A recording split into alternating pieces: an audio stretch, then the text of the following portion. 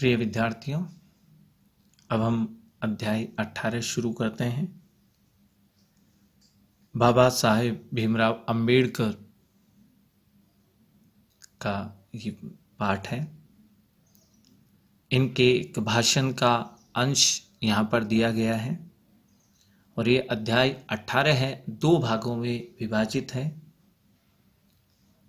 एक में श्रम विभाजन और जाति प्रथा संबंधी विचार है, तो दूसरे भाग में आदर्श समाज कैसा होना चाहिए, इस पर अपने विचार अंबेडकर साहब ने प्रस्तुत किए हैं।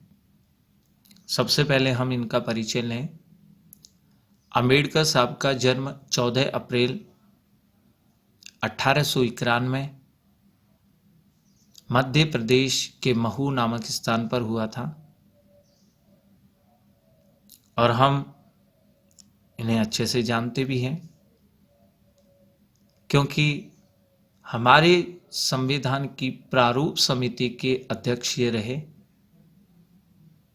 वास्तव में जब इन्होंने अध्ययन शुरू किया, काफ़ी विपरीत परिस्थितियां थी, उनसे संघर्ष किया और समाज में बहुत सारी जो बुराइयां थी उनको दूर करने का प्रयास किया और यहाँ तक कि हमारे संविधान की जो प्रारूप समिति थी उसके अध्यक्ष भी बने। इनकी प्रमुख रचनाएं देखते हैं। The castes in India, Bharat में जो जातियां हैं उनसे संबंधित है। There mechanism, genesis and development, 1917 में प्रकाशित होने वाली इनकी ये प्रथम कृति है।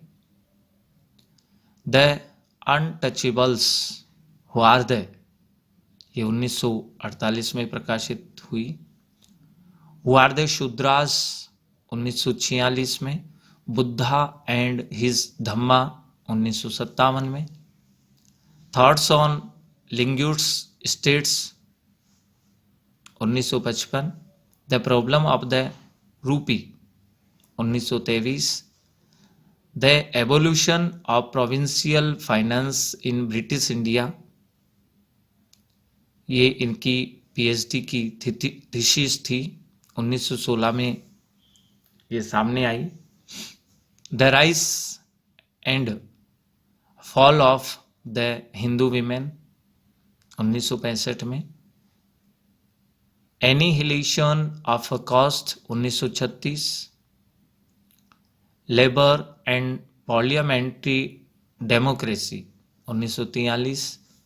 बुद्धिज्म एंड कम्युनिज्म 1946, ये इनकी प्रमुख पुस्तकें थी। भाषण और उनके अंश भी थे। मूक नायक, बहिष्कृत भारत, जनता, ये पत्रिकाएं हैं जिनका संपादन इन्होंने किया है। हिंदी में उनका संपूर्ण वाङ्मय भारत सरकार के कल्याण मंत्रालय से बाबा साहब अंबेडकर संपूर्ण वाङ्मय नाम से 21 खंडों में प्रकाशित हो चुका है। दिसंबर सन 1956 को दिल्ली में इनका निधन हुआ।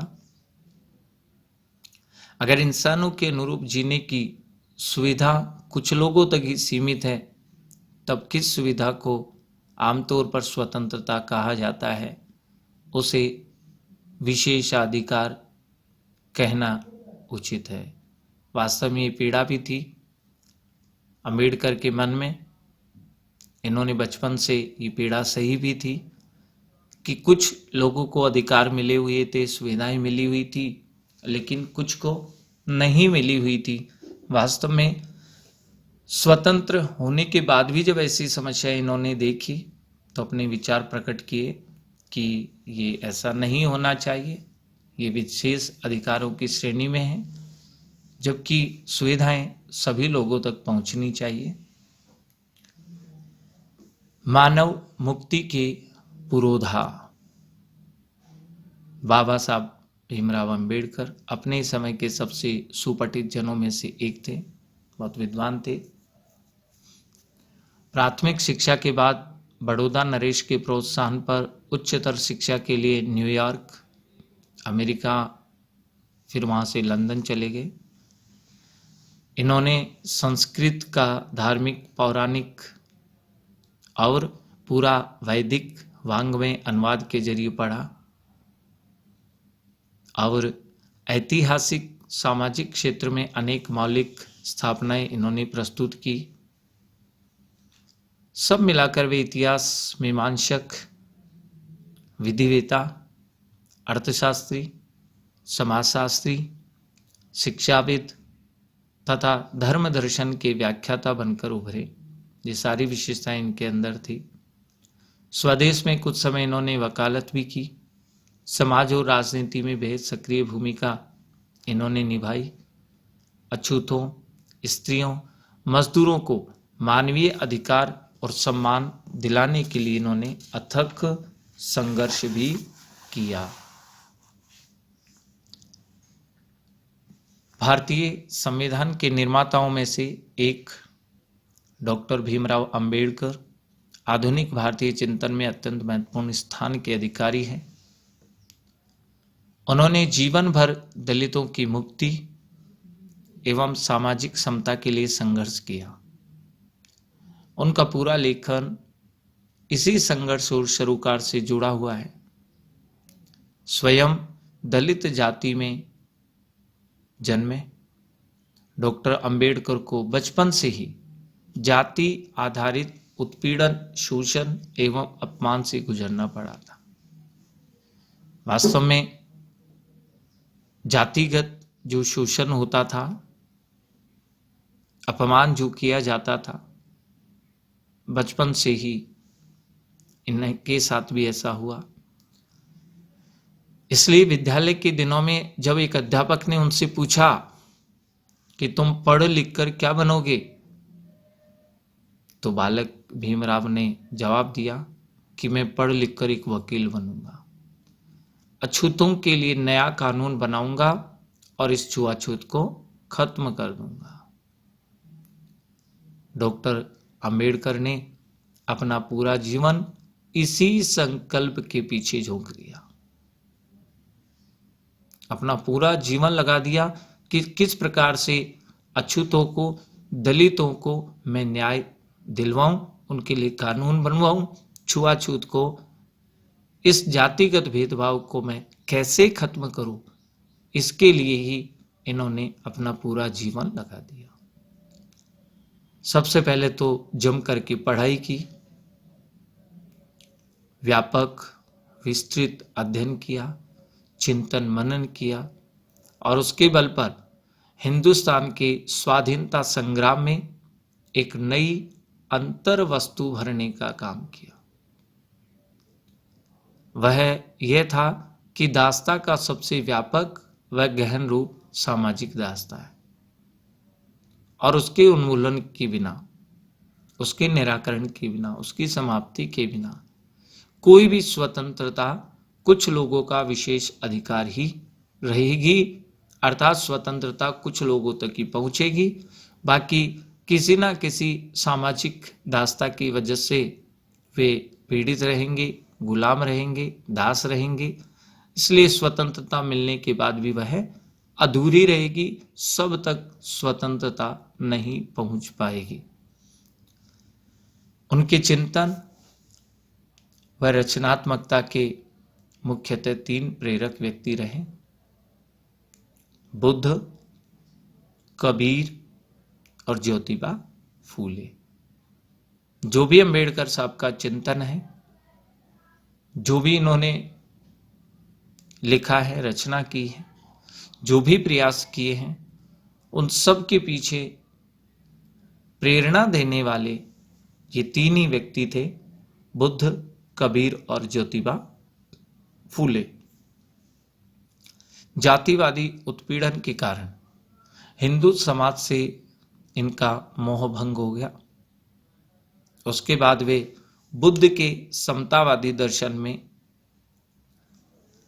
आश्वस्त हुए, अर्थात बौद्ध धर्म को इन्होंने अपना लिया। हिंदू धर्म में जब इन्होंने देखा कि यहाँ जाति के आधार पर भेदभाव किया जाता है, शोषण किया जाता है, तो फिर इन्होंने बौद्ध धर्म स्वीकार किया। 14 अक्टूबर 1956 को 5 लाख अनुयायियों के साथ बौद्ध मतानुयायी बन गए थे। ये इन्होंने बौद्ध धर्म स्वीकार कर लिया था। भारत के संविधान निर्माण में उनकी महत्वपूर्ण भूमिका भी रही,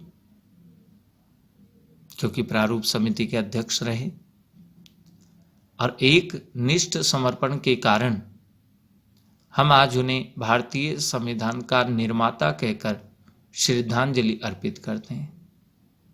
उनकी समूची बहुमुखी विद्वता एकांत ज्ञान साधना की जगह मानव मुक्ति व जन कल्याण के लिए थी। यह बात वे अपने चिंतन और क्रिया के क्षणों से बराबर साबित करते रहे। अपने इस प्रयोजन में वे अधिकतर सफल भी हुए। ये अंबेडकर साहब का परिचय था। अब हम पाठ परिचय करते हैं। यहाँ श्रम विभाजन, जाति प्रथा और दूसरा भाग मेरी कल्पना का आदर्श समाज। ये जो प्रस्तुत पाठ है अंबेडकर साहब के विख्यात प्रसिद्ध भाषण एनिहिलेशन ऑफ कास्ट 1936 में जो प्रकाशित हुआ था, इसके ललई सिंह यादव द्वारा कृत हिंदी रूपांतरण, क्योंकि इनका ये भाषण था वो अंग्रेजी में था और ललई सिंह यादव ने उस भाषण का हिंदी रूपांतरण किया है। जाति भेद का उच्छेद के 2 प्रकरण के तौर पर इन्होंने किया। यह भाषण जाति पाति तोड़क मंडल लाहौर के वार्षिक सम्मेलन में 1936 में अध्यक्ष के रूप में तैयार किया गया था, परंतु इसकी क्रांतिकारी दृष्टि से आयोजकों की पूर्णतः सहमति नहीं बन पाई। इस कारण उस सम्मेलन को ही स्थगित कर दिया गया था। ये पढ़ा ही नहीं जा सका। बाद में अंबेडकर साहब ने इसे स्वतंत्र पुस्तिका के रूप में प्रकाशित करवाकर वितरित किया, जो पर्याप्त लोकप्रिय हुई। लोगों तक जब ये भाषण पहुंचा तो इन्हें लोकप्रियता मिली। उनके अनुसार समानता, स्वतंत्रता और बंधुता, ये 3 तत्व है आदर्श समाज में अनिवार्य होनी चाहिए। अगर उसमें समानता है, स्वतंत्रता है और बंधुता है, तो फिर वास्तव में वह आदर्श समाज है, जिससे लोकतंत्र सामूहिक दिनचर्या की एक रीति तथा समाज के सम्मिलित अनुभवों के आदान प्रदान की प्रक्रिया के अर्थ तक भी पहुंचे। वास्तव में ऐसा आदर्श समाज होगा तो सामूहिक उसमें जीवन चर्या रहेगी, एक ही रीति, एक ही विधि सबकी होगी, सभी में आपस में अनुभव का आदान प्रदान होगा, सभी उन्नति की ओर जाएंगे, किसी में किसी प्रकार की असमानता नहीं होगी, सभी को सभी प्रकार की स्वतंत्रताएं प्राप्त होगी, बंधुत्व की भावना होगी, पानी और दूध के मिश्रण की तरह बंधुता होगी, तो वास्तव में समाज प्रगति करेगा, वो आदर्श समाज होगा। यहाँ प्रस्तुत जो पाठ है उसमें उक्त पुस्तिका के प्रतिनिधि प्रकरण है। आज के जाति और मजहब धर्म आधारित विषाक्त है सामाजिक राजनीतिक माहौल में इनकी प्रासंगिकता और बढ़ गई है। वास्तव में वर्तमान में हम देखते हैं कि जाति के नाम पर, धर्म के नाम पर हमारे समाज में, देश में एक वैमनस्य फैला दिया जाता है, एक सांप्रदायिकता के भाव बढ़ा दिए जाते हैं और केवल राजनीतिक फायदा प्राप्त करने के लिए कुछ लोग ऐसा करते हैं। इसलिए इस लेख का महत्व बढ़ गया है।